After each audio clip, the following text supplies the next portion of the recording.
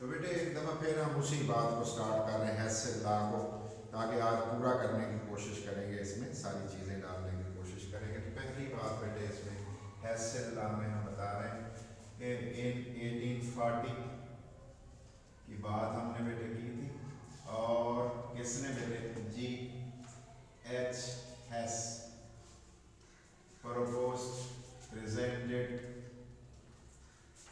this law, उसने पेश किया इस लॉ को बेटे, और जिसका नाम हमने क्या पढ़ा बेटे, कार्ड, जिसका नाम है बेटे Hasid law of constant heat summation, Hasid law of constant heat summation, constant heat summation वाला ला, जमा वाला ला, सम करने वाला ला उसने पेश किया बेटे। तो ये इसमें मेन बात थी। अब हम देखते हैं इसकी स्टेटमेंट एक दो कर लेते हैं बेटे, एक आधी कर लेते हैं, वो भी काफ़ी है। It can be stated as, इसको इस तरह से बयान किया जा सकता, कई डेफिनेशन है बेटे, लेकिन हम कर एक आध कर लेते हैं। Stated as net enthalpy change, net enthalpy बेटे चेंज, इंथैल्पी, नेट इंथैल्पी की तब्दीली, इंथैल्पी हीट की तब्दीली, डेल्टा एच की तब्दीली जिसको लिखते हैं नेट इंथैल्पी चेंज। जो नेट इंथैल्पी चेंज हमारे पास होगी वो रिएक्शन के दौरान कैसी बेटे होगी, net the net enthalpy change, net total enthalpy change during a change of reaction, एक रिएक्शन का फिजिकल चेंज भी बेटे हो सकती है, इज या डिपेंड ऑन, उसका ताल्लुक होता है इनिशियल एंड फाइनल स्टेट्स पे, इनिशियल एंड फाइनल स्टेट्स पे, एंड इंडिपेंडेंट ऑफ, उसका कोई ताल्लुक नहीं होता of intermediate states, intermediate steps पर, दरमियान में बेटे स्टेप्स पर उसका कोई ताल्लुक नहीं होता, स्टेट्स पे कोई ताल्लुक नहीं होता। ठीक है बेटे, इसको कहते हैं the net enthalpy change of a reaction depend on initial and final states and independent of intermediate states through which a system में पास, थ्रू व्हिच अ सिस्टम में पास, जिसमें एक सिस्टम शायद गुजरे। ये बात हमने बेटे लिख दी। या एक और कर लेते हैं, or the heat of reaction, heat of reaction remains same, उसमें कोई फर्क नहीं पड़ता, सेम रहती है, वेदर चाहे रिएक्शन का, चाहे रिएक्शन हो जाए in single or in more than one step, more than one steps में अगर हो जाए कोई फर्क नहीं पड़ेगा। कह रहे जी हीट पे कोई फर्क नहीं पड़ेगा, और भी बहुत सारी बातें इसकी की जा सकती हैं, लेकिन ये सफिशिएंट होगी। अब आप आगे चलते हैं बेटे एक्सप्लेनेशन की तरफ। तो एक एक्सप्लेनेशन फर्जी हम ले लेते हैं बेटे, और उन फर्जी वैल्यूज को चेक कर लेते हैं कि किस तरीके से ये वैल्यू टोटल हमारे पास बनती है। तो गौर कर लीजिए बेटे, एक्सप्लेनेशन ले रहे हैं, फिर रियल ले लेंगे ना बेटे, पहले ऐसे फर्जी ले लेते हैं, बातें कर लेते हैं, फिर हम बेटे असली हकीकी बात भी करते हैं। पहले कंसीडर कीजिए, कंसीडर कर लें बेटे किसको, ए को एज इनिशियल स्टेट, इसे बेटे इब्तदाई हालत मान लो, रिएक्टेंट मान लो, एंड बेटे और बी एज फाइनल स्टेट, और उसे फाइनल स्टेट मान लो डी को, the D can be obtained, the D can be, उसे हासिल किया जा सकता है, ऑब्टेन्ड थ्रू फॉलोइंग रूट्स, इन रूट्स, रास्तों पे, फॉलोइंग पाथ्स कह लो, रूट्स कह लो, आपकी मर्जी। कौन कौन सा बेटे, ये देख लो बेटे, हमारे पास ए इनिशियल है, इब्तदाई है, इब्तदाई की बात मैं कर रहा हूं, इब्तदाई स्टेट ऐसे मैं कह रहा हूं, इब्तदाई मंजर है। और बेटे डी को मैं क्या कह रहा हूं, डी को मैं कह रहा हूं फाइनल स्टेट है, फाइनल स्टेट का मतलब है आखिरी मंजिल है, प्रोडक्ट कह लो, चलो ऐसे कह लें। अब इससे एक तो तरीका है कि ऐसे पहुंच जाए हम, और एक तरीका और है, वो क्या, पहले हम बी में पहुंचे, बी से हम सी में पहुंचे, ठीक है बेटे, बी से कहां पहुंचे, सी में पहुंचे, और बेटे सी से कहां पहुंचे, और सी से हम फिर डी में पहुंचे। लो जी, ये रास्ता भी है, इसका मतलब है ये इनडायरेक्ट रूट है, ये रूट जो है, ये वाला रास्ता, ये कौन सा बेटे, डायरेक्ट नहीं है, इनडायरेक्ट है बेटे। और ये सी और बेटे ये बी, ये इंटरमीडिएट है, इंटरमीडिएट वो होता है जो बेटे प्रोडक्ट तो नहीं होता, प्रोडक्ट तक पहुंचने का रास्ता जरूर होता है बेटे, वो एक चीज बनती है आरजी सी, टेम्परेरी अनस्टेबल, फिर हम पहुंच जाते हैं मंजिल पे। देखते हैं बेटे कैसे, डायरेक्ट रूट हमारे पास क्या है, रास्ता क्या है, पाथ भी कह सकते हो, आपकी मर्जी। और बेटे ए से हम कहां पहुंच गए, डायरेक्टली डी पे पहुंच गए, और डेल्टा एच की वैल्यू एंथैल्पी चेंज देखी, तो बेटे हमने देखी 15 किलो जूल। अब बेटे इनडायरेक्ट रास्ता भी तो हो सकता है ना, इनडायरेक्ट रूट भी तो हो सकता है ना बेटे, वो क्या है, हमने कहा पहले हम ए से बी में गए, जो डेल्टा एच 1 की वैल्यू आई बेटे वो +5 थी, ये प्लस में लिख लेते हैं, चलो प्लस लगा दिया मैंने 15 के साथ, प्लस लगा दिया ताकि हमें कंफ्यूजन ही कोई ना हो बेटे, +15 कह रहा हूँ, +15 किलो जूल। और बेटे इसके साथ भी किलो जूल लिख दिया। बी से कहाँ पहुंच गए बेटे, सी पे, डेल्टा H2 मैंने लिखा वो भी +5 फर्जी है ना बेटे, सपोज है। और सी से डी आप कोई और वैल्यू भी तो लिख सकते हो, और बेटे इसकी वैल्यू भी +5 किलो जूल पर मोल बेटे हमारे पास आ। अब हमने इनडायरेक्ट रूट में देखोगा बेटे, जैसे ही हम इनडायरेक्ट रूट को ऐड किया तो बेटे हमारे पास जो इधर जवाब आएगा वो डेल्टा आना चाहिए, ये वाला आना चाहिए। और इधर देखो बेटे इंटरमीडिएट कैंसिल हो गए, इंटरमीडिएट तो डिसअपीयर हो जाते होते हैं।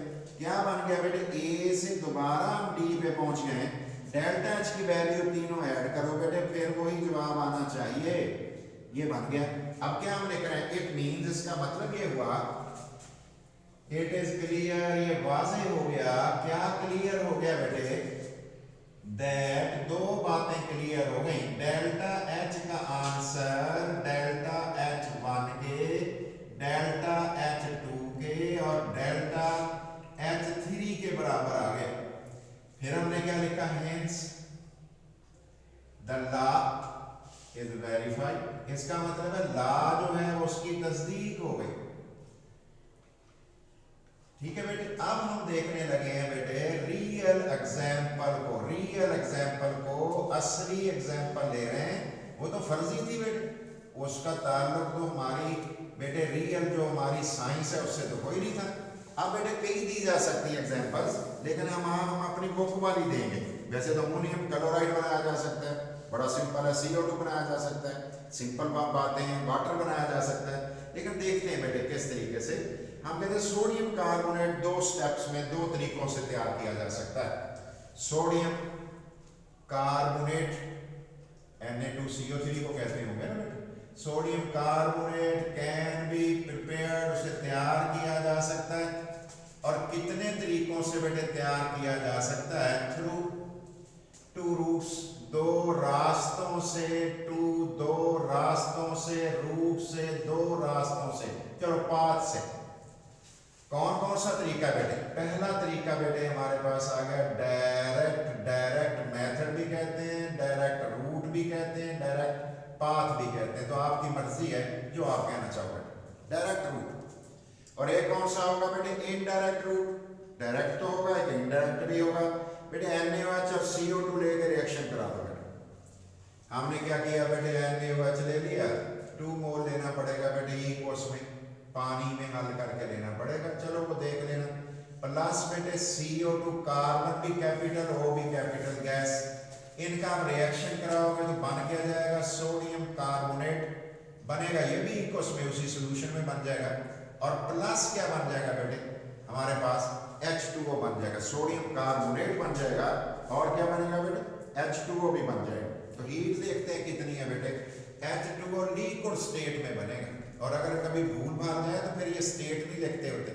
डेल्टा H की वैल्यू हमारे पास -89.0, ठीक है बेटे, 8 किलो जूल वैल्यू हमारे पास होगा। तो किलो जूल में वैल्यू आपने लिख लेनी है बेटे। अब गौर कर लो, माइनस का मतलब तो हीट लॉस होना है बेटे, इसका मतलब तो हीट का लॉस हो जाना है। चलो किलो जूल साथ लिख देता हूँ, लॉस हो गया। अब बेटे इनडायरेक्ट रूट भी देखते हैं कैसा है बेटे, इनडायरेक्ट पाथ, रास्ता, रूट क्या है बेटे। इसमें हम ये कर लेते हैं फिर कि पहले ना सोडियम बाइकार्बोनेट बना लेते हैं, फिर सोडियम बाइकार्बोनेट से क्या करेंगे, फिर बेटे सोडियम कार्बोनेट बना लेते हैं। तो 2 स्टेजेस हमारे पास आ जाएंगे। देखते हैं बेटे किस तरीके से। NaOH हमने लिया है ये इक्वस, इसमें से CO2 बेटे हमने पास कर दिया है गैस। ये बेटे आगे क्या बना, जरा तवज्जो करना, सोडियम बाइकार्बोनेट, गिन के देखना जरा बेटे, NaHC2 और 1 और 3 ये मैंने लिख दिया, सोडियम बाइकार्बोनेट मैंने बना दिया, NaHCO3 बेटे बना दिया। गौर कर लोगे, और पानी में बनेगा। इसकी वैल्यू हमारे पास जो आएगी बेटे -48.06 आएगी, 48.06 आएगी। डेल्टा H -48.06 किलो जूल आ गई। इसके साथ आप पर मोल भी वैसे लिख सकते हो। इस सोडियम बाइकार्बोनेट को लें, इसका मतलब ये सोडियम बाइकार्बोनेट हमारा इंटरमीडिएट है, इसके अंदर 1 मोल NaOH और डाल, इक्वस वाली डालनी बेटे, पानी वाली। और इसके रिजल्ट में क्या बनेगा, गौर करो बेटे, ये 2 Na हो गए, लिख दिया मैंने बेटे, Na2 हो गए, सही। और बेटे CO3 बन गया। और किस में, इक्वस में। प्लस क्या बना बेटे, प्लस जरा गौर करो बेटे, हमारे पास OH और ये वाला H क्या हुआ, पानी। अब डेल्टा H की वैल्यू ये लिक्विड में बनेगा, पानी में लिक्विड में बनेगा।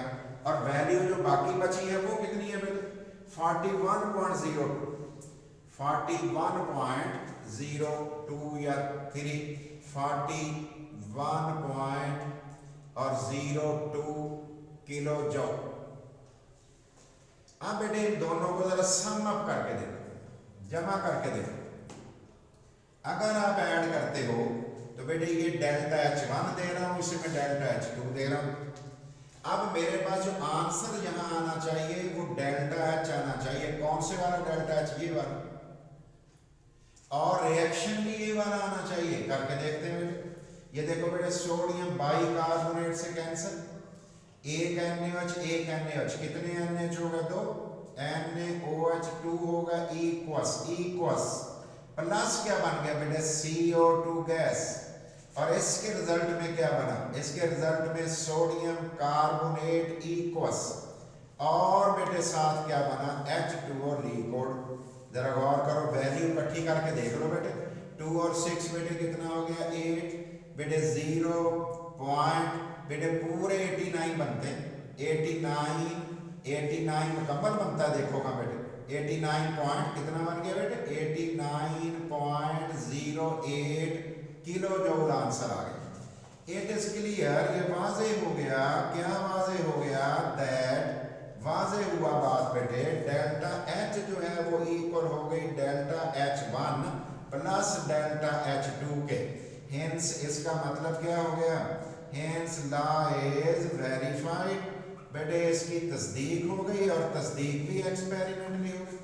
लो जी, ये हमारा दूसरा रूट्स भी आ गए, दो रास्ते भी आ गए। अब हम देखते हैं इसकी, याद रखिए बेटे अगर एक डेल्टा एच साइकिल में हो रहा हो तो 0 के बराबर होता है, ये भी ख्याल करना। तो ये मैंने किसकी बातें की हैं बेटे, रियल एग्जाम्पल की बात हमने की थी, और हमने एक बेटे इनडायरेक्ट रूट और एक डायरेक्ट रूट, और बनाया कौन है, बनाया हमने सोडियम बेटे, सोडियम कार्बोनेट है, इसमें भी हमने बनाया क्या है, सोडियम कार्बोनेट हमने बनाया। और स्टार्ट किससे किया था, NaOH से। स्टार्ट कहाँ से किया था, NaOH। याद रखिए एक बात आपने जरूर याद रखनी है, कंसेप्ट के लिए आपने याद रखनी है, और वो बेटे कंसेप्ट के लिए क्या बात याद रखनी है कि अगर डेल्टा H आप एक साइकिल का सम कर, अगर आप डेल्टा H एक दायरे में चेंजेस आ रही हो, उसको सम कर लो, उसका जवाब हमेशा 0 के बराबर आएगा। ये आपने कंसेप्ट के लिए याद रख लेना है, जहन में रख लेना है। इसका मतलब ये हुआ कि फिर तो एनर्जी में चेंज ही कोई नहीं आया बेटे, और अगर एनर्जी में तब्दीली कोई नहीं आती तो इसको तो कौन सा लॉ कहते हैं, इसे तो फर्स्ट लॉ ऑफ थर्मोडायनामिक्स कहते हैं, law of conservation of energy भी कहते हैं। तो आप देखते हैं बेटे इसकी एप्लीकेशंस की सूरत हाल कैसी, एप्लीकेशंस या इंपॉर्टेंस दो तरह से है, शॉर्ट क्वेश्चन बेटे आता है या कहेंगे इंपॉर्टेंस। बेटे इससे फायदा हम क्या उठा सकते हैं, बहुत सारे फायदे बेटे, बहुत सारे, लेकिन बहरहाल हम तो अपनी टेक्स्ट का ख्याल करते हुए बात करेंगे। तो देखते हैं बेटे इस एप्लीकेशन में अगर कोई कंपाउंड बेटे डायरेक्ट ना बनता हो, इनडायरेक्ट बनता हो, हम उसकी भी हीट ऑफ फॉर्मेशन पता कर लेंगे। अजीब बात है, कोई चीज़ हमारे सामने सुई गैस तो बन नहीं रही, ज़मीन के नीचे बन रही है, और हम क्या कह रहे हैं, हम उसका भी डेल्टा एच आपको पता करके दे देंगे। अजीब बात है वैसे, लेकिन बेटे किया जा सकता है, ये सच बात है, ये कहता था हैस के ऐसा किया जा सकता है। ठीक है बेटे, इनडायरेक्ट पहली बात बेटे लिख रहा हूं, बहुत सारी एप्लीकेशन है। पहली application, few applications are discussed below, चंद एप्लीकेशंस जो हैं आर डिस्कस्ड बिलो, चंद बेटे हम इसे बताने लगे हैं। पहला बेटे हेडिंग हम दे रहे हैं, number 1 indirect calculation of heat of formation, calculation of heat of formation, किसी का बेटे हीट ऑफ फॉर्मेशन आप इनडायरेक्ट कैलकुलेशन कर सकते हो। किस तरह कर सकते हो, उसकी बात बेटे हमने करनी है। बेटे अब कार्बन मोनोऑक्साइड अगर आप बनाना चाहो तो बेटे वो तो बनाते बनाते CO2 बन जाती है, सारी कंप्लीट बनती नहीं, उसका नतीजा क्या बेटे होगा। अब हम देखते हैं इसकी मदद से हम किस तरह एंथैल्पी ऑफ फॉर्मेशन बेटे पता कर सकते हैं, उसके बारे में गौर करते हैं।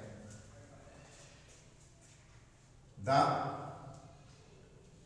Delta H of formation F can be calculated, नुक्ता सभी ऊपर लगा दिया, can be calculated, उसे कैलकुलेट किया जा सकता है बाय यूजिंग, किसको यूज करके, by using Hess's law, by using Hess's law. बेटे हेसेस लॉ को यूज करके हम कैलकुलेशन कर सकते हैं। ठीक है बेटे, फॉर एग्जाम्पल बेटे हम ले रहे हैं कार्बन मोनोऑक्साइड की, कार्बन मोनोऑक्साइड को किस तरह उसका डेल्टा एच हम बेटे पता कर सकते हैं इनडायरेक्टली। अब बेटे पहले नंबर पे तो ये सोच लेते हैं ये बनती कैसे, गौर करें बेटे, ये मैंने लिखा C सॉलिड, जितनी इसको ऑक्सीजन बेटे चाहिए वो हम दे देंगे, और उसके रिजल्ट में बेटे हम CO2 बना लेंगे, गैस फॉर्म में बना लेंगे, और जितनी इसको ऑक्सीजन बेटे चाहिए होगी वो दे देंगे। चलो मैं ऊपर ही लिख देता हूँ ऑक्सीजन, पूरी ऑक्सीजन की सप्लाई कर देंगे। इसका नाम जो जवाब का आएगा वो डेल्टा H आएगा बेटे। एक और तरीका भी तो है बेटे, कार्बन को हम ऐसा करें कि हाफ मोल, आधा मोल ऑक्सीजन दे दें गैस फॉर्म में, तो बेटे ये कार्बन मोनोऑक्साइड बन जाएगी। और अगर बेटे इसको हाफ मोल हम मजीद दे दें, किसका बेटे, ऑक्सीजन का, तो ये हमारे पास CO2 भी बन सकती है। इसका मतलब है ये जो दो रेड में लिख रहा हूं डेल्टा H1 और डेल्टा H2, ये बेटे इसकी वैल्यूज हमारे पास अवेलेबल अगर होंगी तो ये पता लग जाएगा। अगर इनमें से दो अवेलेबल हो तीन में से, वो भी हमें पता लग जाएगा। तो देखते हैं बेटे किस तरीके से इसे हासिल किया जा सकता है। तो पहला तरीका बेटे हमारे पास इनडायरेक्ट मेथड कौन सा है? इनडायरेक्ट रूट क्या है, रूट रास्ता क्या है और डायरेक्ट रास्ता क्या है, दोनों रास्ते हमने देखने हैं बेटे। पहले डायरेक्ट देख लो। ये बताओ बेटे C सॉलिड है प्लस O2 गैस है, स्टेट भी तो लिखते हैं ना बेटे। तो CO2 गैस है, डेल्टा H की वैल्यू जब देखी गई तो -393.7 किलो जूल पर मोल मैंने बेटे लिख दिया है, ये वैल्यू मैंने लिख दी है। ये हो गया डायरेक्ट रूट बेटे, ठीक है। किससे? ग्रेफाइट से बेटे, ग्रेफाइट से, G से मैं कह रहा हूं, और CO2 बना दी।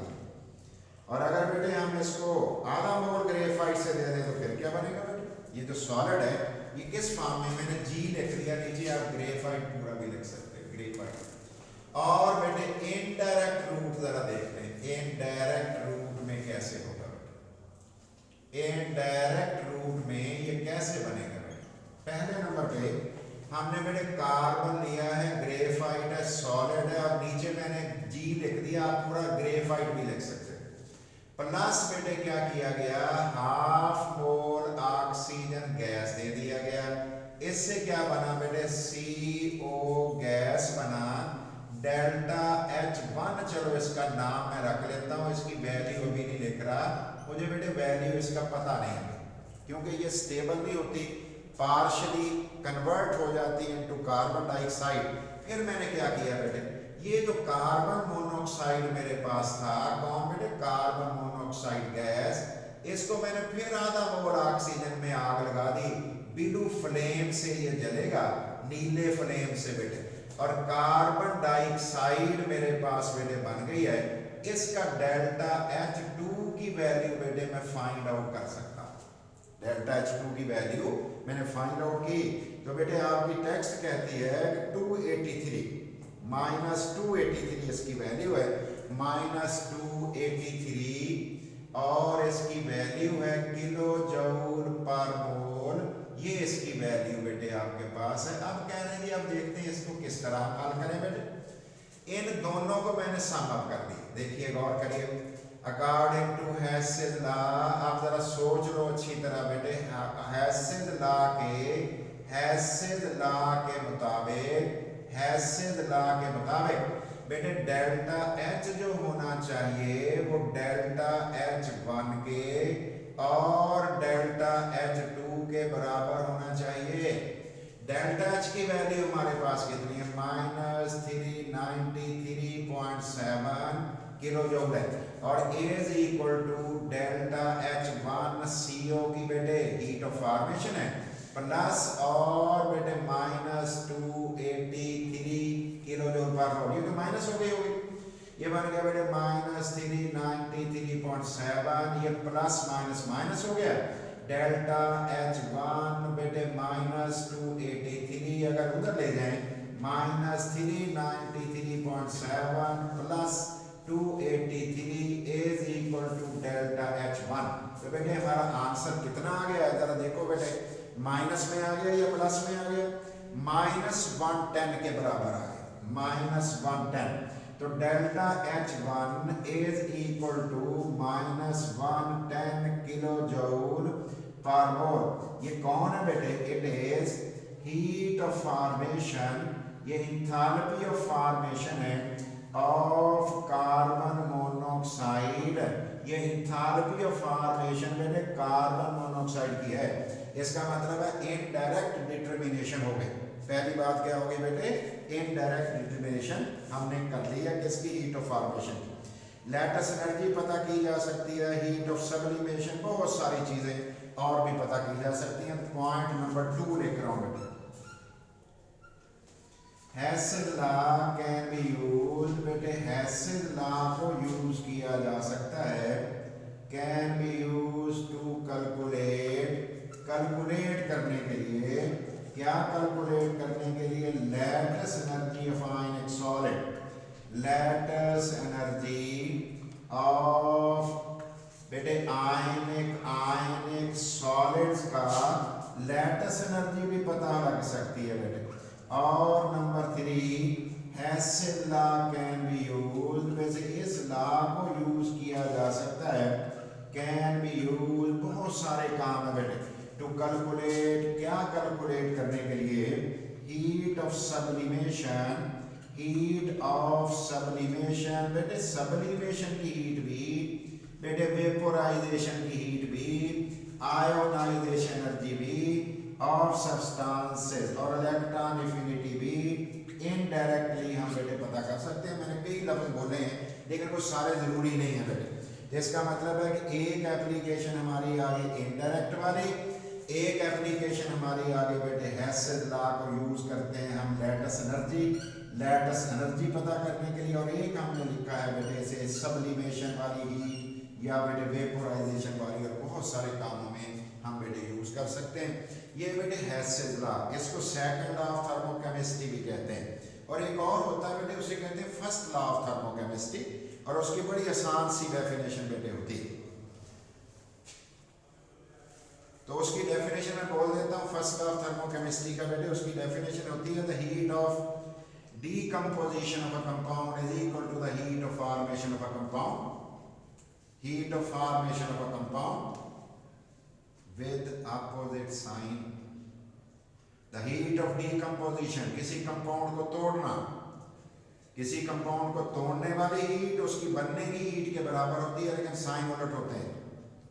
मैं एग्जांपल आपको देता हूं, अगर बेटे H2 प्लस हाफ O2 का रिएक्शन करा के 1 मोल H2O बनाओ तो बेटे वैल्यू होगी -285.58, ठीक हो गया। लेकिन अगर मैं रिएक्शन उल्टा कर दूं वैल्यू हो जाएगी प्लस में, उलट वही वैल्यू होगी। इसी तरह से अगर आप CO2 बनाओ, ये देखो बेटे CO2 हमने बना दिया, इधर ये वाला CO2 बनाया हुआ है, हीट लॉस इतनी हुई है, अगर रिएक्शन उल्टा कर दें इसको प्लस लिखना पड़ जाएगा, ठीक हो गया। इसको कहते हैं फर्स्ट लॉ ऑफ थर्मोकेमिस्ट्री, उसको सेकंड लॉ कहते हैं हेसिस लॉ को। तो फर्स्ट लॉ ऑफ थर्मोकेमिस्ट्री क्या हो गया, the heat of decomposition of a compound is equal to the heat of formation of a compound with opposite sign। Example आप CO2 की दे लो, वाटर की दे सकते हो, ये बात बेटे आपके सामने आ जाएगी।